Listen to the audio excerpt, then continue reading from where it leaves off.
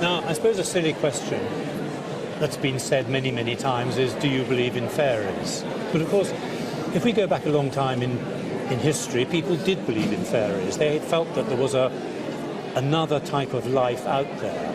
And I have always been familiar with a very famous group of fairy photographs taken in 1920 called the Cottingley Fairies. And when I saw that you brought these in, I was fascinated, because anybody who's interested in the history of our times knows these images. I've seen that picture reproduced so many times. I've seen that one reproduced.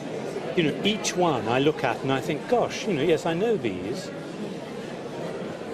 They're extraordinary visions of how we believed in fairies at a certain time. But how do you have these? The little girl that took she took one of the first series of photographs in 1917 with my mother. And she took So hang on a minute. So your mother was what? Frances Griffiths. Yes. So the story is that these two children, one age 16, one age 10, believed there were fairies in the bottom of their garden. And in order to convince their father, they took a camera and they took photographs, that's right. And that was in July and August 1917. And those two photographs, as I understand it, were those two. Is that right? That's right, yes. So which is your mother? This is my mother here. That's your mother. So Elsie was what, her cousin? Or? Her first cousin, yes. Their mothers were sisters. Okay, so they came back with the camera and said, we can prove there are fairies. And these were accepted at the time, weren't they?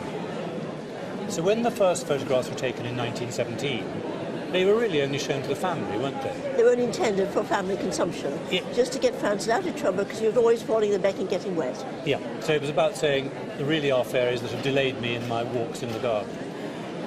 But then they were included in lectures, in the Theosophical societies. They began to be published. Conan Doyle became involved. And by 1920, it had become a big story, hadn't it? The world had actually woken up to the fact that there were fairies, and more important, there were fairy photographs. And is that why he, Conan Doyle, gave the girls a camera?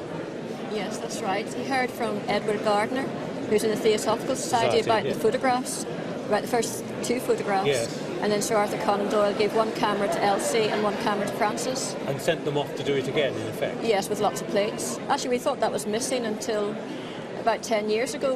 We thought it had been thrown out, and my grandmother had thrown it out. And I was going through the safe about 10 years ago, and I found an old brown envelope. And I looked inside the envelope, and I saw that, and I brought the camera to my mum and asked, was that Granny's camera? So it's survived as pure chance. It is, really, yeah. It was obviously meant to be. And did the photographs reappear at the same time? Well, just the last couple of years we discovered that. In fact, two we only discovered 2 days ago before the Antiques Roadshow. Really? Yes, because we were looking for stuff to bring here. Because, these are the most important pieces. Yeah, because right. These have come directly from that camera. Yes. Today, looking at these, it's very hard to believe why anybody believed it. You grew up with your mother, Frances. Did she ever talk about it? No. She was very ashamed of it. She was ashamed of the deception. So, through her life, she knew that it happened, but she said nothing. Until the 1980s. The 1980s, yes. She discovered then that Elsie had told her son, when they lived in India, that she had faked photographs. Right. And so when I told my mother that, when I told Frances that, she felt then free then to be able to talk about it. So did you grow up knowing the story? I did, yes. And I believed that the photographs were real at that stage. Until it was revealed until she actually said yes, in the early they weren't 80s. real. Yes. Okay. But she never spoke to me about it. I think we've got to look at why people believed, because in those days the camera couldn't lie. The camera was a scientific instrument, and so if you produced a photograph of a fairy, it had to be right, because it was a photograph. We are now much more cynical, we expect to be deceived, our minds are open to the possibilities of deceit. And so things have changed completely. And by the 1980s, when she was talking about it, the world was ready to accept that this was a fake. Whereas until that point, many people had still believed that because it was a photograph, it had to be real. And this was in a place called Cottingley in Yorkshire, wasn't it, in Bradford? Yes, just outside Bradford. Yeah. Is that it? That photograph was taken about 5 years ago by myself. You took that? Yes. So did you go to look for fairies in the dell? I did. Did you see any? No, I wish. So you tried hard to repeat the experiment. I mean, it looks actually a perfect place for fairies, doesn't it? It does. It's very peaceful. It's lovely. What the photographs actually were doesn't really matter. What do you think? Were they cutouts or...? Those were cutouts, yes, but this wasn't. This last one, That Frances one. said that's genuine. So, to her death, she said that was a genuine She photograph. said genuine, because what happened was Elsie cut out the others and they put hat pins in them, they stuck them in grasses and on trees. In 1920, with the Cottingley cameras, they took 2 more, which Elsie had prepared. Yes. But then it took such a short time to take the photographs that Aunt Polly said, you have to go and try and get some more because these men have gone to a lot of expense and trouble. So they had to go back again.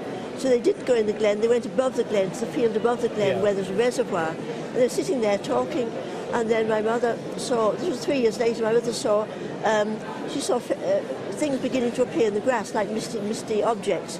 And without thinking, she had the camera on her knee.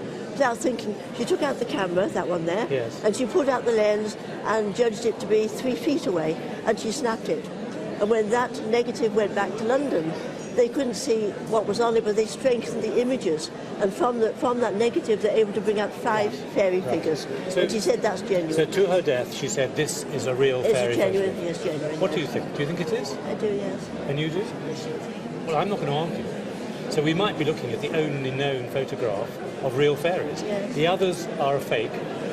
This is the real thing. And they're so different. They're so different. Those are solid images. These you can actually see through. You can them. see the difference. You see the glasses behind and in front, and those are harebells. They're so tiny, you know. So those and the camera are the absolute original material. I think it's. I'm just holding this camera, you know.